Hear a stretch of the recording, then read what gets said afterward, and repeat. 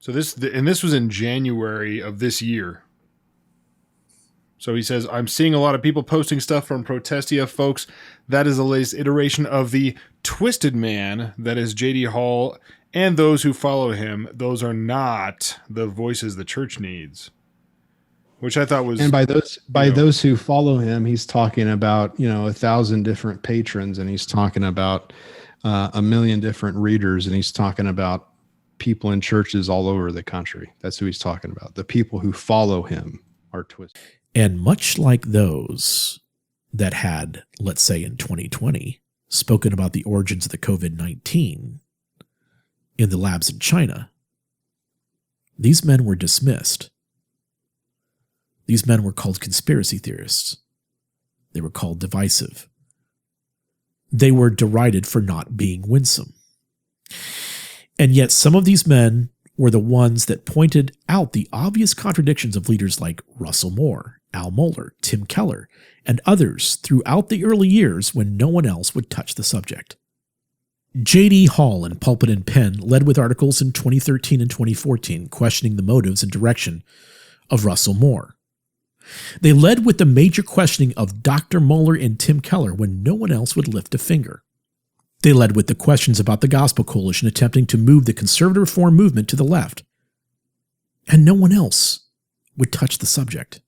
And in a moment that may have signaled the beginning of some streams of theonomy lurching to the far progressive social justice movement, J.D. Hall and Joel McDurmon debated, which ended with J.D. Hall delivering a face-splattering end of Joel McDurmon's period of being even remotely orthodox. Dr. McDurmon then went full Kyle J. Howard social justice quickly thereafter.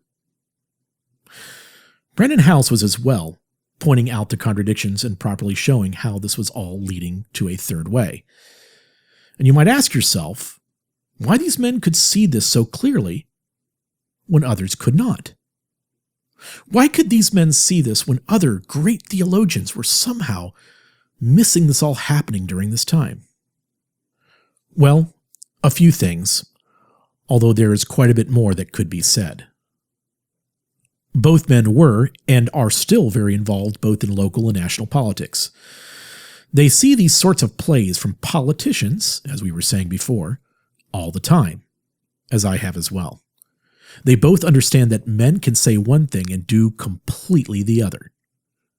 Also, both men are out of the camp and are fully involved in polemics, although from different theological perspectives.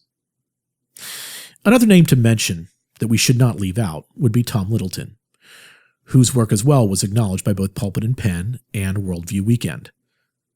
Tom Littleton properly tied the influence of Richard Florida with Dr. Al Mohler. I met Richard Florida many years ago, and he probably doesn't remember it. For those of you who didn't know, Richard Florida is a man responsible for popularizing what we know today as gentrification. He was also the author of The Great Reset, back from 2010. And there you have it.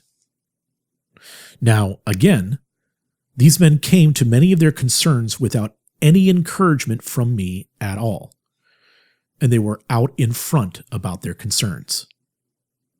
They were ahead of everyone else on the subject.